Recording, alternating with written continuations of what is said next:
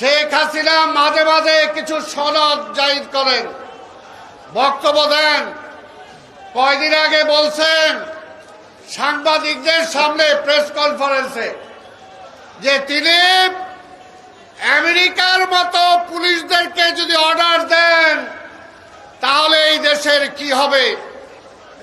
আমি পুলিশ ভাইদের বলতে চাই, পুলিশের প্রধান যিনি আছেন আইজি সাহেব, তাহলে প্রথমে আপনাকে এবং সাবেক আইজিপি যারা আছে তাদেরকে এই রাস্তায় আপনাকে হাঁটু গেড়ে জনতার কাছে মাপ চাইতে হবে।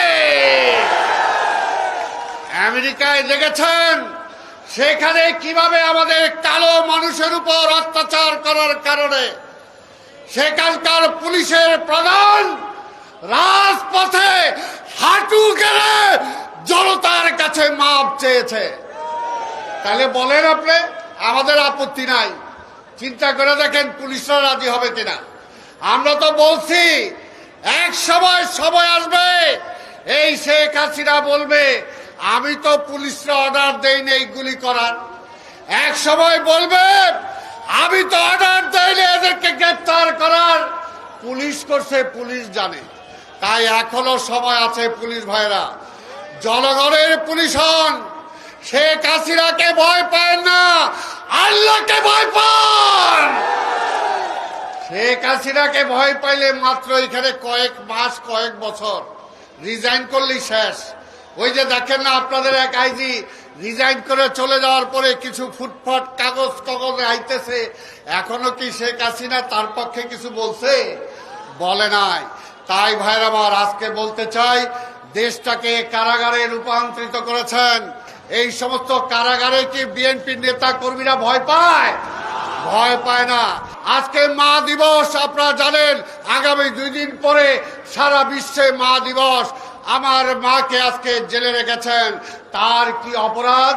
2 কোটি টাকা বিদেশ থেকে, তাও চ্যারিটি ফান্ডে আসছিল, সেই টাকা এখন 6 কোটি টাকার উপরে হয়েছে, ব্যাংকে জমা আছে। সেই মামলা সাজায়া তারে জেলে দিছেন, তারা এখন পর্যন্ত চিকিৎসার সুযোগ দেন না।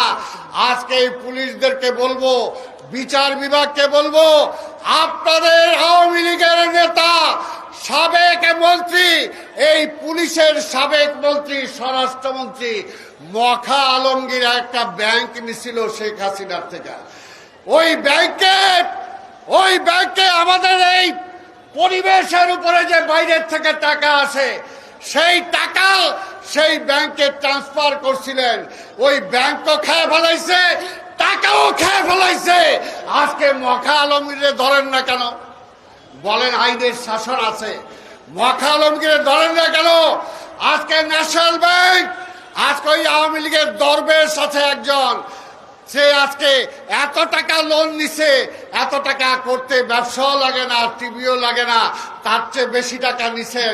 আজকে তাকে কেন ধরেন না?